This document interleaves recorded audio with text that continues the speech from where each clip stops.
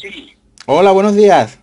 ¿Qué hay, Fernando? Buenos días. Muchísimas felicidades por el libro y de mi parte muchísimas gracias por el regalo que nos ha hecho literariamente hablando.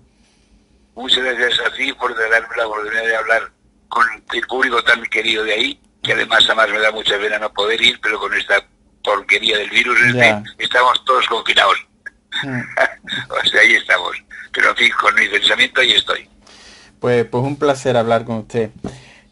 Pues mire, lo que sí, la primera pregunta que tenía era ¿por qué la palabra héroe en el título? Y si fuese el primer título que pensó para esta novela.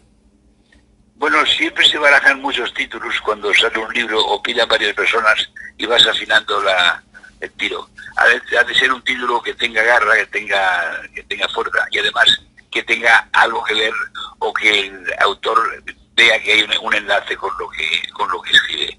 Es decir, yo sostengo que los héroes, que los hay en toda situación, pero en el momento que cometen el acto heroico no se dan cuenta. Es después el tiempo y la gente las que da la categoría de héroes, pero ellos en ese momento no saben lo que están haciendo, no se dan cuenta de la heroicidad. Y España es un país rico en héroes y en héroes desconocidos. Entonces, si yo me refiero al destino de una persona que nace y que sabrá que en un momento de su vida se encontrará en un momento heroico y lo salvará brillantemente. Y en ese aspecto, en la novela hay varios de los personajes. Se nota que ha manejado mucha documentación y que esta historia hay mucho trabajo porque está llena de pequeños detalles. ¿Es usted tan detallista en su vida como lo ha sido en su novela? Bueno, yo me fijo siempre en los detalles, porque decía Alejandro Dumas que los detalles son los clavos donde él cuelga a sus personajes. Es decir, si yo explico una gran hazaña, la gente normalmente conoce esa hazaña. Pero si yo explico una anécdota humana y pequeña de un personaje heroico o de un personaje que ha ocurrido en un ambiente familiar y que la gente desconoce, la gente se queda con esto mucho más que con grandes hazañas. Es decir, los clavos donde cuelgo mis personajes son pequeños detalles que yo voy cribando y buscando para poder enriquecer el texto.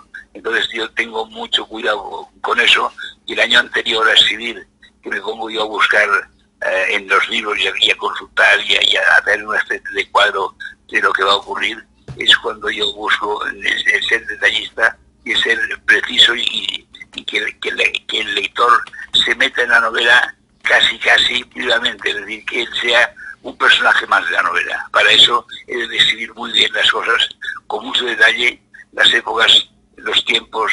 En el teatro no hace falta, porque adelantarse el telón y ver tú los escenarios como son, los trajes, los muebles, te das cuenta del momento histórico. Pero en la novela, si no te explicas bien, la gente le cuesta mucho más situarse. Es por eso que procuro yo ser muy detallista.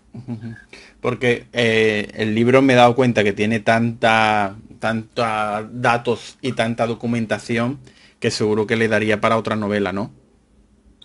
Bueno, cuando cierro una novela y recojo los pártulos y todo lo que he extendido sobre la mesa para trabajar en ella, me doy cuenta de que sin duda no está. Cualquier novela daría paso a otra novela, porque siempre te sobra material que no has colocado, material que no ha sido oportuno, material que pensás que tenía un gran importancia al principio y luego se ha difuminado. Es decir, te dan sorpresas tanto las situaciones como los personajes.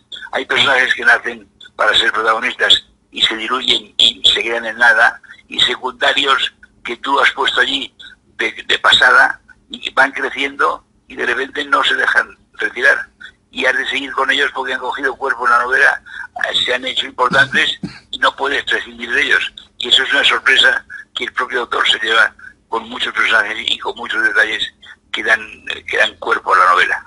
Eso le iba a preguntar. En el destino de los héroes, la trama y los personajes, en un principio le iba a preguntar si nacían predeterminados o habían tomado al final vida propia para revelarse dentro de la novela. Bueno, esa novela tiene una situación muy peculiar. Yo en la anterior novela, que la Ley de los Gustos, me apoyé mucho en personajes de la vida de mi familia paterna. Pero yo tenía una deuda con mi madre. Pero si llega a tener una familia plana, dijéramos, con gente que desarrollaba una actividad plana, normal, de la gente, sin ningún relieve, no lo hubiera hecho, pero resulta que me encontré con unos personajes que tenían unas vidas y unas situaciones tremendamente aprovechables para personajes de novela.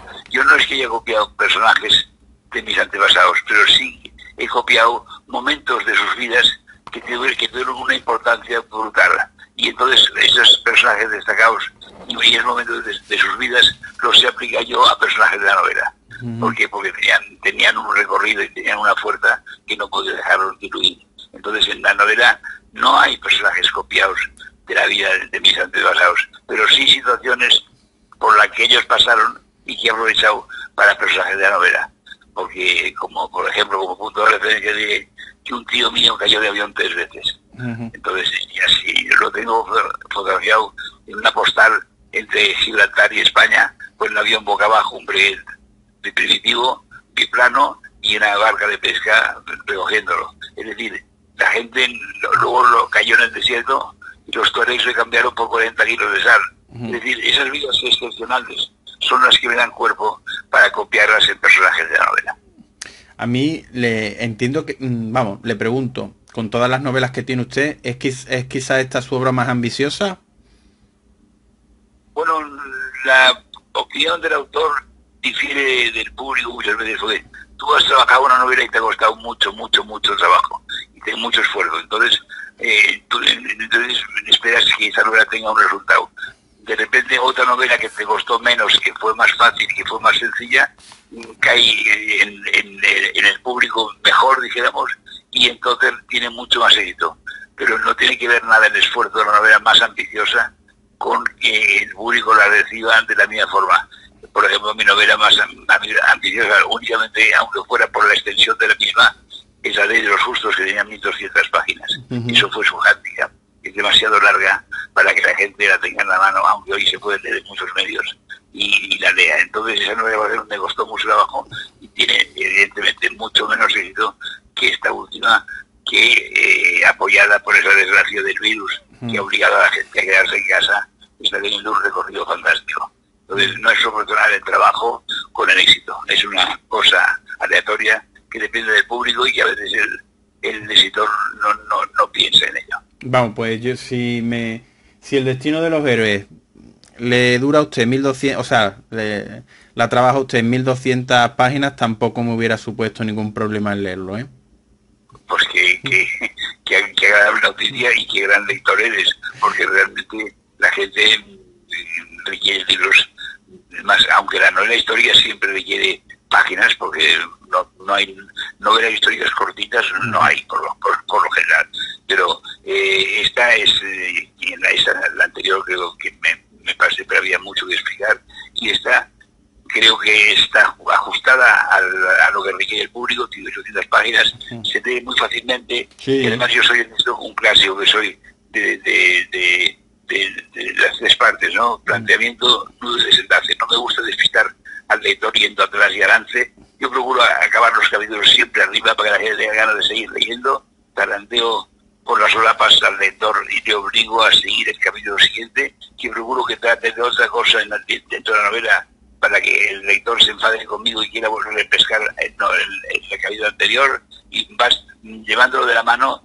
de punto interesante a punto interesante, que son las pequeñas pausas de los capítulos, para que el lector se enganche en la novela y tenga ganas de llegar a casa y coger el libro. Eso es el gran truco de una novela. Lo que más me ha maravillado lo que más me maravilla de las novelas históricas, como la suya, y que tengo que agradecerle enormemente, es no saber qué es ficción y qué es real, porque me tenía usted investigando ciertos hechos y ciertos personajes en internet a ver si esto había ocurrido o si ese personaje realmente había participado en ese hecho. Están apoyados en personajes reales, son hechos de estos personajes que yo he aplicado a mis personajes de ficción. Pero si quiere, por ejemplo, que me apoye, hay un protagonista de mi novela que es radiestesista, es decir, encuentra metales, encuentra agua con varillas debajo del brazo. Sí. Este personaje, si tú buscas el año 54 en internet, oro en el Retiro, encontrarás a una persona que decía que había oro en el Retiro. Y le dejaron, él si había oro y lo encontraba, él cobraría su trabajo, si no, no cobraría nada. Bien, bajó de 17 metros, no encontró oro y hasta ahí se paró. Y al cabo de pocos años, a unos metros escasos de donde él buscaba, en una casa que había sido de la Calderona del amante de Felipe IV, se encontró un saco de oro y monedas de Carlos II, Carlos III, de oro, que Felipe IV hacía gincamas y escondía sacos de oro en sitios, y el encargado de esconder esos sacos murió, y ese saco y otros dos los encontraron. Y mi tío, dijéramos, los encontró, pero los encontró 5 metros, dijéramos, más allí. Pues ese personaje yo lo he aprovechado para aplicar la radiestesia a uno de los personajes de la novela. Por ejemplo, hay otro personaje que es Fetis, que cae de avión, que es sacado de otro personaje real. Luego, por ejemplo, mi abuela materna murió en un bombardeo de la Grossberta del cañón ese gigante que hizo Alemania, y bombardeaba París de 100 kilómetros de distancia, cada hora caía una bomba. Pues mi abuela murió en un bombardeo y está enterrada en París. Pues ese hecho lo aprovecho yo para un personaje de la novela. Es decir, no copio personajes, copio sucesos de su vida. Luego tiene usted, pasean por sus páginas infinidad de personajes famosos como Ana Paulova, Toulouse-Lautrec, Mariano Benlliure, Emil Sola, Alfonso XIII, Romanones, incluso a mí me ha sorprendido mucho Roland Garros en ese avión. Era piloto. Sí, era piloto. Y yo le pregunto, porque hay muchísimos más, ¿hay alguno que especialmente le haya llamado o le haya sorprendido la atención a Chufo Llorens? Bueno, me han sorprendido. Todos los que he puesto, algo han tenido que me ha sorprendido. Yo he buscado ubicarlos en la época que vivieron y sacarlos a colación para que tengan contacto con mis personajes de ficción. Entonces, claro, en esa época, imagínate tú, en ese tiempo, con la guerra europea por medio, con España neutral por dos motivos. Primero, porque así se hizo, y segundo, porque la duda del rey entre la opinión de su madre, que era alemana, y de su mujer, que era inglesa, en esa presión se movía Alfonso XIII. Entonces fue cuando hizo la reacción de la búsqueda de cautivos para ayudar a las gentes a encontrar a sus deudos y amigos que habían caído en un campo de batalla o que no se encontraban. Fue una labor grande de un rey con claroscuros muy importantes, que se equivocó mucho porque era un rey muy ligero y no fue un gran rey. Y además España se metió en una guerra que no tuvo que meterse nunca en ella, que fue el colofón de pérdida de Filipinas, Cuba y Puerto Rico, y que acabó con la guerra de África, que fue una sangría para España, que en una jornada murieron 10.000 españolitos, sí, con un ejército mal equipado, con alpargatas, con balas de calibre que no encajaban en los cañones, en fin, un desastre. Y entonces pues fue una matanza. Esa fue el colofón de la pérdida de España, y de ser una potencia de primera de categoría a pasar a ser una potencia secundaria. Y los personajes... Dime. No, que eso le iba a hablar porque habla usted de Alfonso XIII y no le duelen prendas a la hora de hablar de él, describe usted su vida a grandes rasgos, y incluyendo, bueno, lo que sí incluye usted la creación, porque le dedica hasta un capítulo entero, la creación de la oficina de Procautivos. Eso es. Entonces, quería preguntarle si también tuvo su familia alguna experiencia ahí, o este episodio de la oficina Procautivos lo ha visto usted tan importante que ha querido hacer un acto de justicia con Bueno, fue una de las cosas buenas que hizo el rey, que fue un rey muy frívolo, que fue un rey dedicado a los deportes, fue un rey que le encantaban los coches, ganó la Cuesta de las Perdices con Hispano Suiza, y fue un rey muy poco preparado, y además con ínfulas de militar. Él no mandaba, pero tenía sus preferidos, entre ellos el general Fernández Silvestre de caballería, que era el que mandó por encima de Damaso Berenguer en África, y que fue un desastre tremendo de Anual, y él se pegó un tiro este general en la campaña porque fue un fiasco. Y entonces se hizo el informe Picasso finalmente, donde se repartieron culpas, se procuró esconder mucho, tenía el informe 3.000 y pico de páginas, y se han conservado menos de 1000, o sea, todo se ha procurado esconder mucha cosa. Entonces, pues esos hechos fueron dramáticos, pero había que reflejarlos y explicarlos. Entonces, pues la guerra de África es una de las partes del libro importantes. La guerra europea es una parte importante del libro. Las costumbres de la época que cambiaron completamente con la llegada a la moda de Coco Chanel, que cambió todos los perifollos y las faldas complicadas para que la mujer entrara en las fábricas, y cuando ya entró en las fábricas después se metió en el deporte y la mujer ya no quiso retirarse a ser meramente ama de casa. En fin, todo esto está reflejado en la historia para que el tapiz de la época sea lo más exacto posible y para que la gente de hoy día, del siglo XXI, pueda entender lo que era aquello, porque si no te metes en el momento histórico no entiendes muchas cosas. Has de entender lo que pasó por lo que ocurría alrededor de la época. Entonces es cuando dices, ya lo entiendo, si no cuesta mucho de digerir muchas cosas que con la visión de hoy día no sería posible. Sí, eso es algo que he encontrado en su novela que me ha gustado también.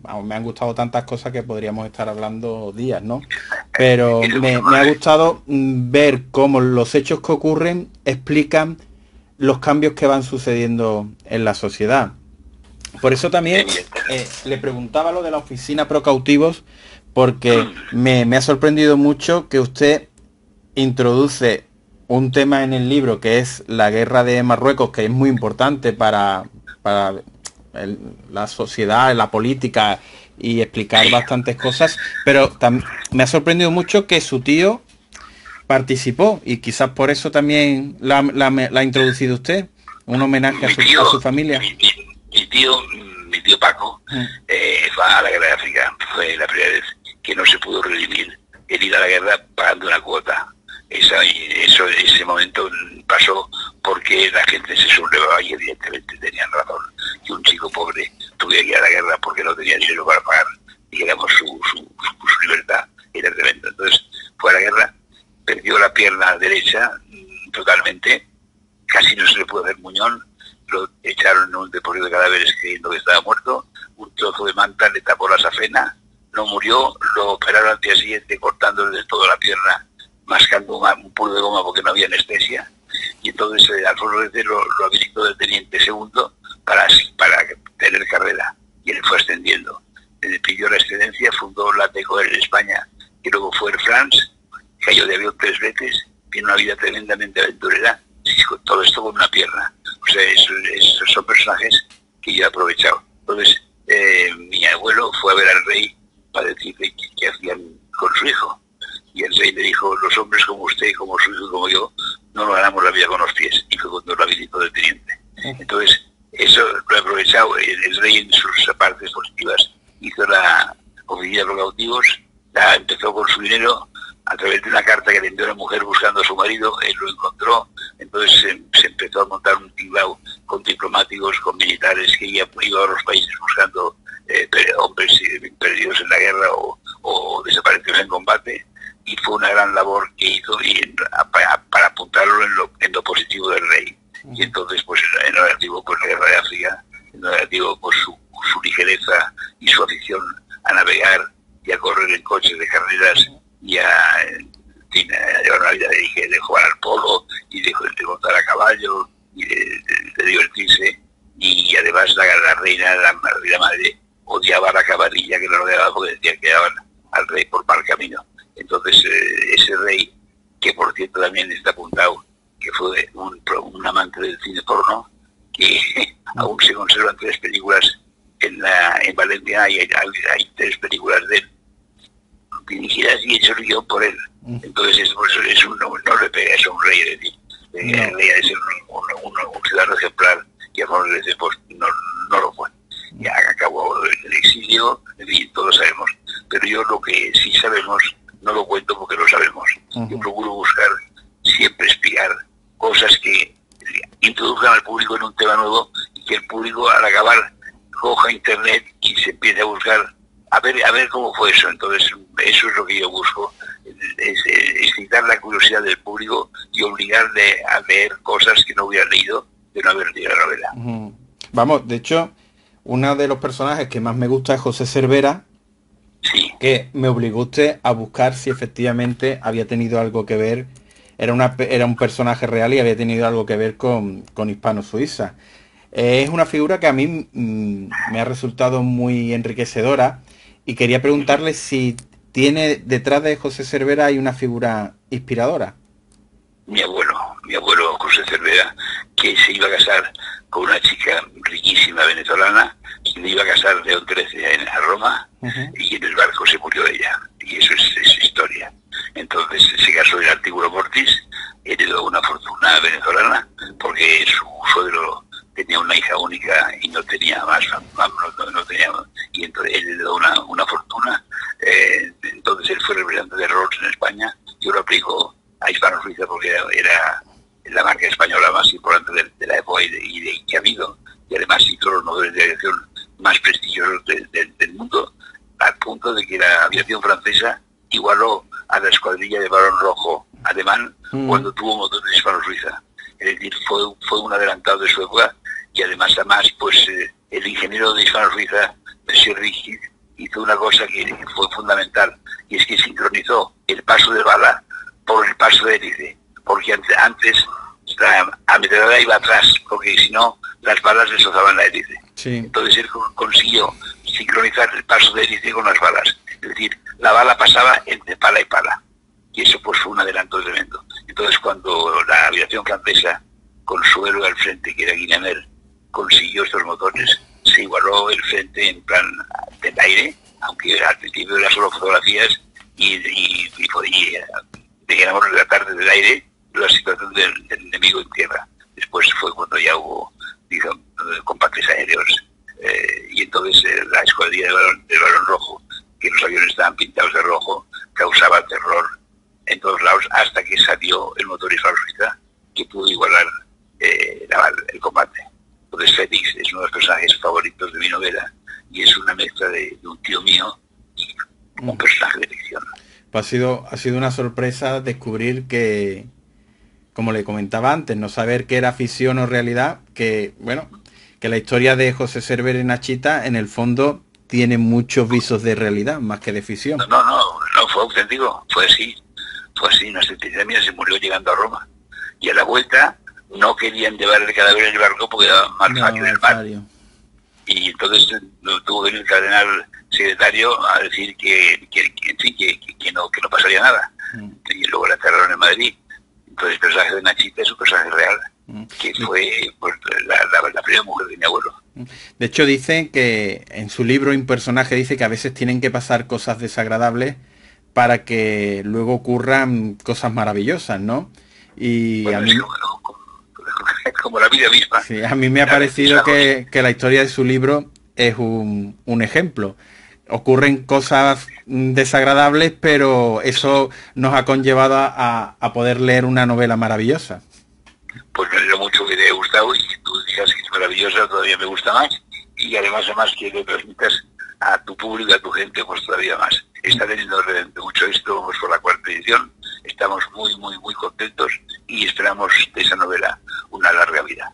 Pues yo me alegro mucho el éxito que está teniendo, porque sin lugar a dudas es merecido, porque además, ya le digo, son 800 y pico de páginas, pero yo me las he bebido prácticamente. Por medio. Fernando, te agradezco mucho tu opinión, te agradezco que la transmitas, y agradezco que todo esto sirva para que alguien pare en una librería y diga voy a buscar este libro, porque he oído que es una buena novela, y un libro que me ilustrará y que me enseñará algo. Sí, por supuesto. Muchísimo tu opinión. Pues muchísimas gracias. Pues muchas gracias, Fernando. Nada, pues muchas gracias a usted y un saludo y buen día. Igualmente para todos vosotros. Muchas gracias. Adiós, buenos días.